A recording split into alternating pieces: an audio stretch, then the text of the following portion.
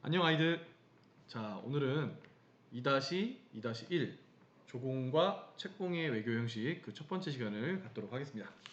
교과서 내용은 55페이지부터 58쪽에 있는 내용인데 끝까지 다 하지 않고 중간에 끊어서 가야 될 것 같아요. 내용이 좀 많은 부분이라서. 지금 우리가 2단원 하고 있는데요. 지금 녹화가 잘 되나? 네, 잘 되고 있군요. 아이고. 자, 2단원 부분은 우리가 기원 전후한 시기부터 대략적으로 14세기까지를 보고 있는 단원인데, 그 중에 2-2 단원의 경우에는 이 기간 동안에 기원 전후한 시기부터 14세기까지의 외교적인 관계, 그리고 그 사이에 생겼던 외교 관계, 여러 외교적인 관계, 그리고 그 전후 여러 국가들의 건국과 성장을 보는 단원입니다. 그리고 동아시아의 외교 관계에서 가장 중요한 말 중에 하나가 바로 조공과 책봉, 조공 책봉의 외교 관계라는 말이 중요한데, 우리가 한국사 같은 걸 배우면서도 많이 들었던 용어일 거예요. 근데 이제는 한국사 중심으로 보지 않고 좀 동아시아사를 중심으로 보면 조공과 책봉 관계가 조금은 다르게 보일 수도 있기 때문에 그러한 부분에 중점을 두고 보도록 하겠습니다. 자, 먼저 조공 책봉 관계의 형성부터 좀 내용을 살펴보면, 조공과 책봉이라는 말이 생겨난 시점은 한나라 때부터라고 볼 수가 있을 것 같아요. 그래서 한나라 때 무슨 일이 있었죠? 고조가 누구였어요? 한나라를 세웠던, 건국했던 유방이었죠. 유방이 흉노에게 패한 후 무슨 전투라고요? 백등산 전투라고요. 지금 계속 반복되고 있습니다. 백등산 전투라고도 하고, 이 당시 한족이 큰 치욕을 맛봤기 때문에 이 치욕을 평성의 치욕, 평성의 치라고도 부른다고 했어요. 흉노에게 패한 다음에 흉노의 왕 뭐라 불렀어요? 선우라고 불렀죠. 공주를 시집 보내고, 왕비로 보냈네. 왕비를 뭐라 불러요? 연지라고 불렀어요. 매년 많은 물자를 보내는 조건으로 화친을 맺게 됐다. 형제 관계라고 합니다. 당시 고조가, 유방이 나이가 더 많았기 때문에 한나라의 황제가 형이고, 흉노의 선우는 당시 묵툭이라는 사람이었거든요. 묵툭선우가 동생 관계예요. 그런데 관계는 형제 관계지만 항상 형이 동생에게 많은 물자도 보내고 공주도 시집 보내고, 그래서 여러 가지로 손해를 보고 있는 관계죠. 어떻게 보면 한나라가 흉노에게 선물을 보내는, 물자를 보내는 대가로 평화를 유지하던 관계입니다. 자, 이러한 모습이 바뀌게 된 시점, 매우 중요한 황제에 있었죠. 바로 무제라고 하는 황제였고, 유교적 통치 이념과 한 무제 때부터의 특징이 뭐였냐면 유교를 적극적으로 받아들였다라는 점이었고, 국가의 통치 이념을 받아들였다는 점이었고, 여기에 해당하는 인물이 동중서라는 인물이, 유학자가 국가를 지속시켜 나가는 데는 유교적으로 통치 이념을 해야 된다라고 해서 중국이 이 이후로부터 2000년 동안 유교적인 통치 질서를 갖게 되는 중요한 이유가 되는 인물, 동중서와 무제입니다. 자, 유교적 통치 질서와 화해관의 바탕을 둔 조공과 책봉이라는 형식을 각 국가, 중국 주변에 있는 국가에 적용하려고 하면서 조공과 책봉이 처음 등장하게 돼요. 이전에도 얘기했지만 중국은 본인을 제외하고는 전부 다 오랑캐로 여깁니다. 그래서 오랑캐라고 불리는 명칭이 많다고 했죠. 동쪽에 있는 오랑캐 동이, 서쪽에 있는 오랑캐 서용, 남쪽에 있는 오랑캐 남맛, 북쪽에 있는 오랑캐 북적이라고 불렀고, 지금 중국 황제 주나라 때부터, 주나라가 굉장히 중요해요. 중국은 항상 이상향으로 삼고 있었던 나라가, 그러니까 유교에서 바라보는 이상향의 나라가 주나라이기 때문에 주나라처럼 나라를 다스리려고 해요. 주나라는 봉건제를 사용했던 국가였잖아요. 주나라 황제는 하늘로부터 권력을 받았던 천명사상, 하늘의 명령에 따라서 국가를 다스리는 황제였기 때문에 스스로를 천자라고 이끌었고요. 그래서 천자가 있고요. 그 주변에 천자를 보조하는 가까운 궁궐에 있는 내신, 바깥에 있는 신하, 외신, 내신과 외신으로 나누고 그 밖에 조공국이 있다라고 지금 판단을 하고 있는 겁니다. 그래서 주나라 황제에게, 당시 주나라 황제가 아니죠, 주나라 왕에게 조공을 바치는 제후가 있는 거예요. 제후 국가가 조공을 바치고, 그래 내가 너를 제후로 임명했지, 책봉을 하는 겁니다. 이러한 관계가 사실은 주나라의 조공과 책봉 관계였고, 그런 나라만 이게 화려하자거든요. 문명을 지니고 있는 가운데 있는 나라 중화고, 그렇지 않은 나라들은 이적이에요. 오랑캐고, 오랑캐 이후로 더 밖으로 나와 있는 나라 같은 경우는 짐승과도 같다. 금수라는 한자입니다. 금수다라고 부르는 겁니다. 그래서 주나라가 원래 조공과 책봉 관계를 가지고 있었는데, 이 조공과 책봉을 지금 한 무제 때 중국을 전체를 다 하나의 천자국으로 보고, 그 밖에 있는 나라로부터, 그러니까 오랑캐라고 했던 나라로부터 이런 나라를 조공국으로 만들려고 하는 형태를 보인다는 거예요.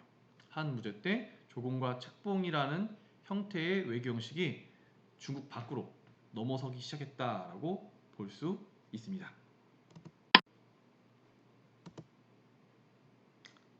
자, 그래서 한 나라는 정치적으로 긴밀한 경우, 가까운 나라의 경우에는 조공과 책봉 관계를 맺으려고 해요. 여기서 말하는 조공은 조공품을 받는 거고, 문화는 인사를 받는 거고, 책봉은 관작을 주고 인수를 하고 답례품을 주는 건데, 모든 나라가 그렇지 않고 좀 정치적으로 가까웠지 않은 나라, 긴밀의 반대말이, 가까운 나라의 반대말이 먼 거잖아요. 조금 거리가 멀었던 소원한 국가는 교육을 위한 조공만 하는 국가도 볼 수가 있다는 겁니다. 자, 그래서 이 조공과 책봉 관계가 지금 외교에 도입됐던, 주나라는 원래 국가 내에서 사용하고 있었는데, 중국이라는 국가 내에서 사용하고 있었는데, 이제는 한 무지 때 이후로 국가와 국가 간의 관계에서도 조공과 책봉 개념을 도입했다라는 거고, 어떤 내용인지 보면, 유교에는 원래 하늘이 덕 있는 자를 군주, 천자로 삼아 천하를 다스리게 한다라는 통치 이념, 뭐라고 불렀어요? 천명사상이라고 불렀어요. 천명사상이 있다.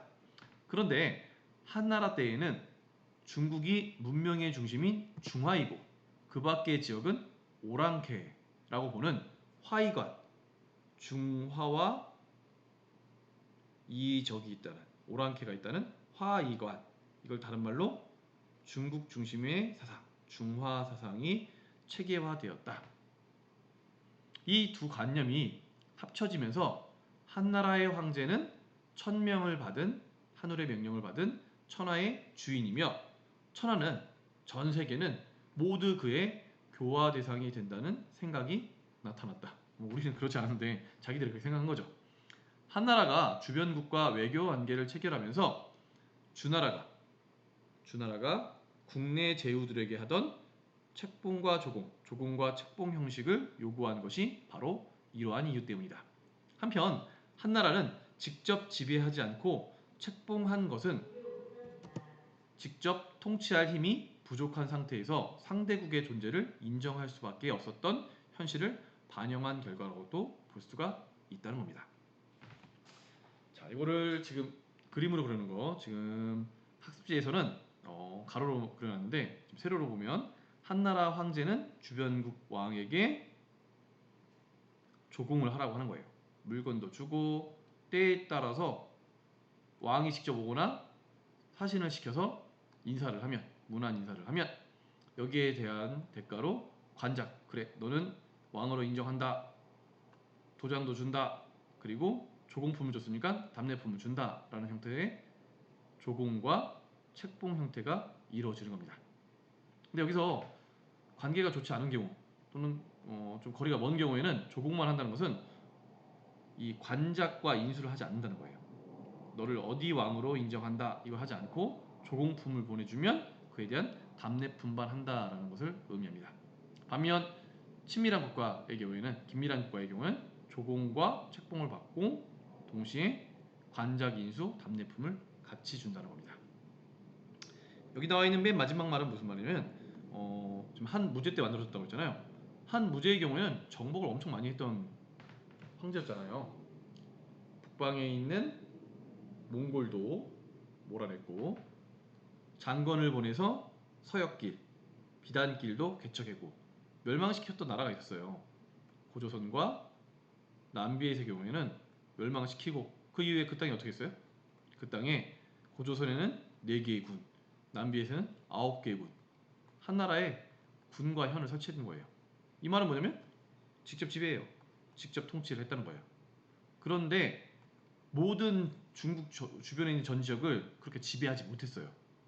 그렇게 지배하지 못한 지역한테는 뭐 하냐면 책봉을 해주는 거예요. 너를 진나라의 왕으로 임명한다. 너를 외나라의 왕으로 임명한다. 그리고 조공을 바쳐라 라고 하는 거예요. 그래서 어떻게 보면 조공과 책봉 관계는 직접적인 지배를 하지 못하는 국가에 대해서 중국 중심의 어떻게 보면 정신 승리죠. 야, 다 우리 체계 안에 들어와 있으니까 조공해. 내가 책봉해 줄게. 그리고 책봉 받는 국가가 결코 손해 보는 내용은 아니에요. 왜냐면 직접적인 지배를 받지 않고 간섭도 잘 받지 않은 채 조공품을 보내주면 답례품을 많이 받기 때문입니다. 자, 그래서 그 내용을 보면 한나라 때에 조공과 책봉을 받았던 나라들 주변국은 이것을 어떻게 받아들였냐? 강대국, 바로 한나라와 같은 강대국의 직접 지배나 실제적인 간섭이 아닌 그냥 형식적인 외교의 틀이에요. 중국과 외교를 한다고? 그러면 중국과의 외교 관계는 딱 하나의 방법밖에 없다. 조공과 책봉 관계밖에 없다. 그러니까 이러한 형식을 빌려서 외교를 해야지 직접 지배하지 않는다. 실제적인 간섭받지 않는다. 이거 한국사에서도 계속 나오잖아요. 중국에 대해서 4대 바로 조공을 했는데 큰 나라를 섬겼는데 4대를 했는데 직접 지배를 받거나 간섭받지 않았다라는 점이 핵심이고 오히려 한나라와 같은 풍부한 문화를 지니고 있는 나라로부터 문화와 경제적 교류를 했다라고 하는 내용입니다. 지금 교과서에 있는 그림을 하나 가져왔는데 이 그림은 양직곡도라고 하는 유명한 그림이고 이게 양나라, 중국 남조의 양나라에 사신이 왔던 것을 그림으로 그렸대요. 뭐 여기 나와 있는 그림은 총 24개국에 26명의 사신이 있어서 페르시아, 중앙아시아, 인도, 스리랑카, 동남아시아도 있지만 우리에게 관심 있는 거는 우리나라 그리고 일본도 있다는 거예요. 지금 가장 왼쪽에 있는 이렇게 깃털 달린 모자를 쓰고 있는 이 사람이 고구려 사신이에요. 옆에 있는 얌전하게 생긴 이분은 백제 사진입니다. 그래서 고구려랑 백제가 사실은 시작이 좀 비슷했잖아요. 문화적으로 비슷했기 때문에 복식이나 여러 가지 면에서 좀 흡사해 보이는 모습을 많이 보여주고 있고요. 세 번째 있는 인물은 신라입니다. 뽀송뽀송하네요. 화랑인가? 네, 그래서 복식이 조금 다르지만 어쨌든 신라 사람도 보이고요. 가장 특이한 이 사람 일본입니다. 왜? 특징은 뭐냐면 신발도 없어요. 그래서 신발도 신지 않고 있는 모습도 볼 수가 있습니다.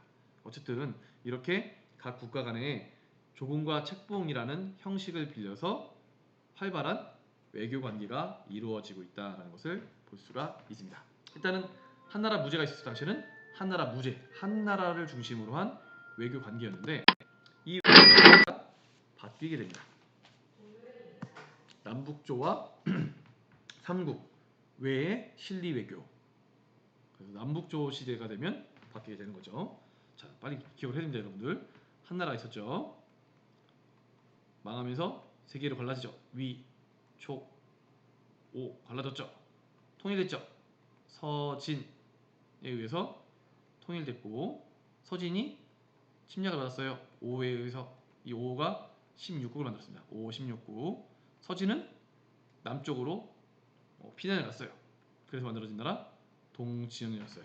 지금 몇 번째 보기 때문에 기억을 하시리라 믿습니다.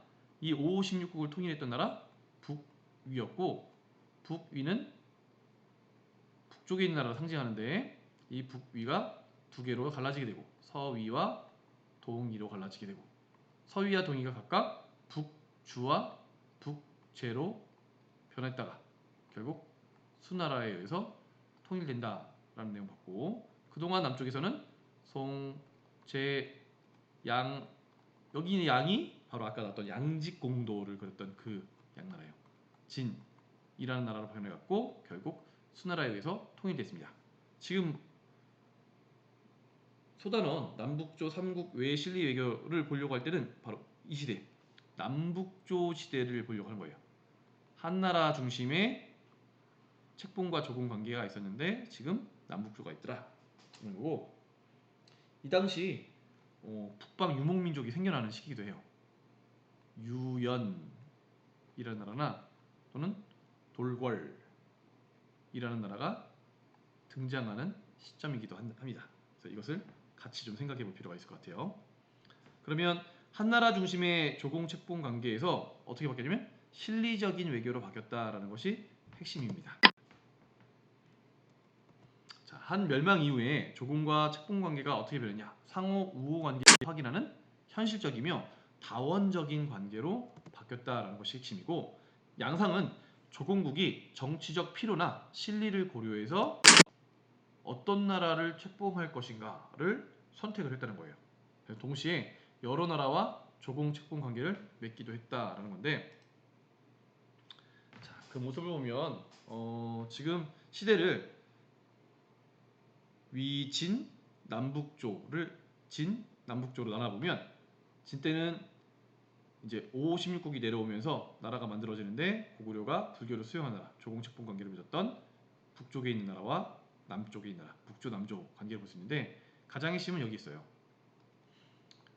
남북조 시기가 좀 길잖아요. 요 시기 동안에 지금 고구려 백제도 있고 신라도 있고요. 일본도 있는데 관계가 어떻게 되냐면 고구려가 가장 특이해요. 고구려는 조공책봉 관계를 북조와도 맺고 있는데 남조와도 맺고 있다는 것이 특징이에요. 백제의 경우에는 남조와 맺고 있고요. 외의 경우에는 백제와 친밀했기 때문에 남조와 맺고 있습니다.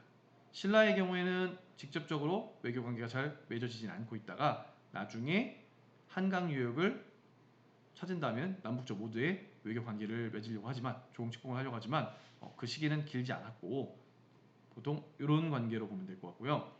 이 이후에 수나라가 통일함이 이면서 관계가 좀 바뀌어가게 되는데 이 내용은 나중에 다시 보도록 할 거예요. 어쨌든 고구려를 상징적으로 보면 알겠지만 남북조 모두의 조공과 책봉 관계를 하고 있다는 겁니다. 아, 나의 현실을 위해서라면, 나의 실리를 위해서라면 그 어떤 나라와도 외교 관계를 할 수 있구나라는 것을 보여주는 것이 남북조 시기 조공과 책봉 관계의 특징이라는 점 좀 기억하시면 좋을 것 같고요. 넘어가서 북조와 남조 역시 이제 이 남북조 시대에 주변 서국들을 책봉 후에 조공을 받았는데 상호간에도 사절을 교환합니다. 그러니까 남북조가 서로 대립도 하지만 한편으로는 외교는 계속 이루어져야 돼요. 마치 현대의 남북한이 사이가 좋지 않더라도 서로 간에 외교관을 보내서 계속 교류를 해야 되듯이 또는 일본과의 관계가 좋지 않더라도 일본의 외교관을 보내서 그 둘의 관계가 끊어지지 않도록 한국과 일본 간의 관계가 끊어지지 않도록 하듯이 남조와 북조 역시도 외교 관계를 계속 하기 위해서 사절을 교환했다는 것이고 단 서로 내가 중화다, 내가 중화다, 세상의 중심이다를 내세웠기 때문에 상대 국가에서 상대 국가한테 그러니까 예를 들면 북위에서 남조, 송나라로 사절을 보내면 이 사절을 뭐로 보내면 조공으로 보는 거예요. 아, 나한테 조공을 하라고 왔구나. 내가 우위고 너는 아래다. 거꾸로 남조에서 북조로 사신을 보내면 역시 북조의 황제가 나에게 조공을 바치러 왔구나. 역시 내가 위고 남조는 아래다라고 서로 자기 중심의 외교 관계로 파악하고 있다는 것이 특징입니다. 원래 국가랑 국가 관계는 원래 그래요. 그래서 어떤 외교 관계는 국가의 명칭을 자기 국가의 명칭을 가장 먼저 부르잖아요. 우리 한국, 미국, 일본 부를 때 한미일 이렇게 부르잖아요. 그러면 미국도 이렇게 부를까요? 당연히 아니죠. 일본도 아니죠. 항상 미국을 먼저 쓸 거고 일본을 먼저 쓰겠네요. 미일한 이렇게 쓰겠네요. 반면에 일본은 일 미한 이렇게 쓰겠네요. 네, 자국을 먼저 쓴다는 거. 마찬가지로 이 당시에도 북조와 남조가 자기가 우선이다, 자기가 우위에 있다라는 것을 강조했다는 것을 한번 볼 수가 있고요. 자, 삼국은 어떠냐? 아까 앞서 봤듯이 삼국은 고구려의 경우에는 북조 국가와 남조 모두의 조공과 책봉 관계를 맺었다는 것이 특징이고, 이를 바탕으로 불교와 율령을 수용했고요.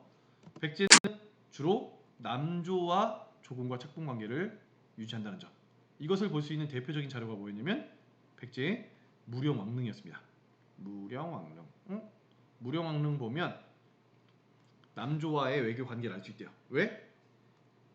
무령왕릉이 국내에선 좀 보기 힘든, 국내에서 많이 발전하지 않았던, 유행하지 않았던 벽돌로 이루어진 무덤인데, 이 벽돌 무덤은 바로 남조 양식이었거든요. 그래서 이를 바탕으로도 남조와 조공책봉 관계를 가지고 유지하고 있다는 점 알 수 있고, 불교 유학 건축 기술도 받았다라는 점 볼 수 있고요. 신라의 경우에는 한강 유역 장악 이전에는 남북조와 교류하는 모습이 별로 보이지 않습니다. 왜냐면 교류하기 힘들잖아요. 바다 건너 멀리 가야 되니까. 하지만 한강 유역 장악 이후에는 남조와 북조와 직접 조공과 책봉 관계를 맺습니다. 고구려랑 좀 비슷해 보이죠. 하지만 그 기간이 매우 짧았기 때문에 중심으로 보지는 않고 있습니다. 자, 이와 관련된 자료가 우리 교과서 56페이지에 나와 있어요. 고구려의 실리 외교라고 하는 제목으로 되어 있고, 자료 1은 고구려인의 자긍심, 2는 고구려의 외교 성과, 3은 고구려인의 대외적 위상으로 되어 있습니다. 먼저 글을 한번 읽어보고 나서 아래쪽에 있는 문제를 보며 생각해 보겠습니다. 1. 고구려의 자긍심. 어디서 자긍심이냐? 광개토 대왕릉 비문에 이런 글이 써있다는 거예요. 동명왕은 주몽이에요. 동명성왕이라고도 부릅니다. 고구려를 건국한 인물이죠. 동명성왕은 아버지는 천재, 바로 하나님이에요. 하나님의 아들이요, 어머님은 물의 신, 하백의 따님이시다. 광개토 대왕의 은혜는 크고 넓은 하늘에 미칠 정도로 은혜가 깊대요, 넓대요. 위엄은 온 세상을 떨친다. 세상이 내가 짱이다 라는 거죠. 고구려는 하늘의 신과 물의 신의 계승자다. 그리고 이중 광개토 대왕은 하늘의 은혜가 미치고 온 세상을 위엄으로 떨치게 한다. 내가 짱이다 보여주고 있습니다.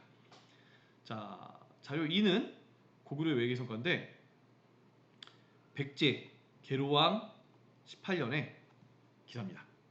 김부식 삼국사기 백제 본기에 써 있는 거고, 백제 계로왕 18년 왕이 북위의 북조죠, 사신을 보내 예방하고 만나고 다음과 같이 글을 올립니다. 표문을 올렸다. 고구려와 원한을 맺고 전쟁이 이어진 지 30년이 되었으니 재정은 탕진되고 힘은 고갈되어 나라가 점점 쇠약해졌습니다. 만일 폐하의 인자한 생각이 먼 곳까지 빠짐없이 미친다면 속히 장수를 보내 우리나라를 구해주소서. 지금 고구려가 백제를 침공해서 너무 힘들다, 도와달라. 이 계로왕이 언제적이냐면 지금 침략을 당해서 사망하는 왕입니다. 그래서 그러기 전에 고구려를 좀 공격해달라라고 북조에 연락한 거죠. 그랬더니 북위의 헌문제라고 하는 황제가 글을 내려 다음과 같이 말합니다. 고구려는 선대로부터 범박 우리 주변의 신하로 자처하며 오랫동안 조공을 바쳐왔다. 그들 스스로는 비록 이전부터 잘못이 있었으나 나에게는 명령을 위반한 죄를 지은 일이 없다.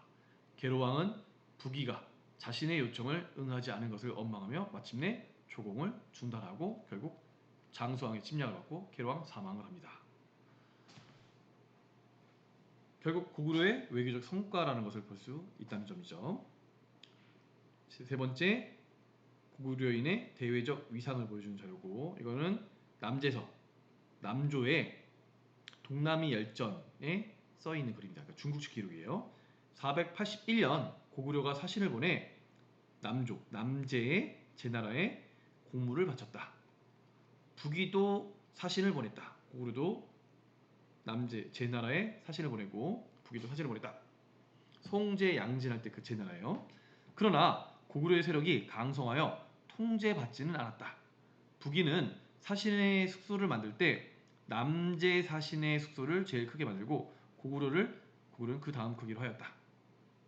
그러니까 북이의 입장에서는 아래쪽에 있는 남조국가 제나라도 큰 나라고 그 다음 고구려 될까? 이렇게 생각하고 있었다는 거예요.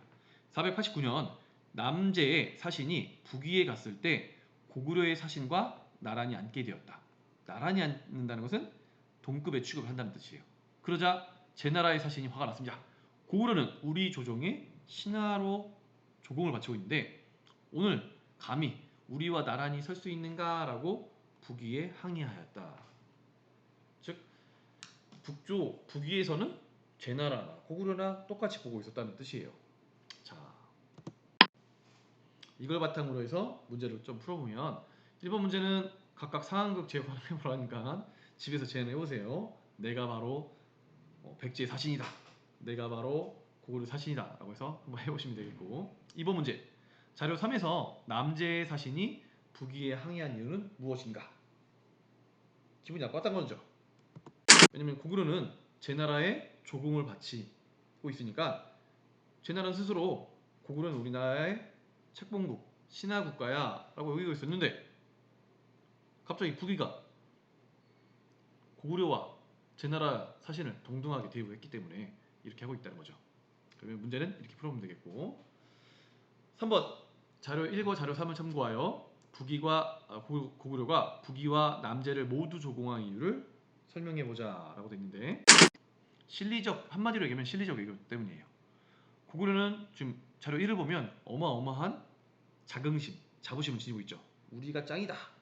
우리는 하늘의 계승자다. 이렇게 배우고 있는데 그럼에도 불구하고 지금 남북조를 서로 상호 견제하기 위해서 남북조 모두에 조공을 하게 됐고 또 한편 그에 대한 결과로 나타난 것이 자료 2와 같은 결과예요. 백제가 북조에게 우리를 좀 도와 고구려를 공격해달라고 했는데 공격하지 않았죠. 그래서 자료 2와 같은 효과가 나타나기도 한다는 점입니다. 자, 그래서 남북조 시대 외교 관계의 특징은 다원적이고 현실적인, 실리적인 그러한 외교 관계, 조공측봉 관계였다라는 것이 특징이었고 마지막으로 1번 한번 보면 1번 외나라의 경우에는 아직 일본이라는 나라 명칭 쓰잖아요. 이제 7세기에 쓸 겁니다. 외의 경우에는 5세기에 국내의 정치적 정당성을 확보하기 위해 앞서 봤듯이 남조와 책봉 조공 관계를 맺었고 백제, 신라와 사절 및 교환 및 문물 수용을 했다라는 점까지도 볼 수가 있습니다. 자, 그래서 우리가 지금 조공과 책봉 관계가 처음 생겼고 한나라 때 주나라의 국가 내에서의 조공과 책봉 관계를 한나라에서는 국가 간의 외교 관계로 확대를 하는 모습을 봤고 한나라가 멸망한 이후에 위진 남북조 시대가 되면 지금 국가와 국가 간의 현실 문적인 문제가 복잡했기 때문에 외교 관계 역시 조공 책봉 관계 역시도 다원적이고 현실적인 조공 책봉 관계가 맺어지고 있다는 사실을 봤습니다. 다음 시간에는 당나라 시기, 수나라 당나라 시기의 외교 관계를 보고 조공 책봉 관계를 마치도록 하겠습니다. 자, 오늘 수고했고 다음 시간에 만나요.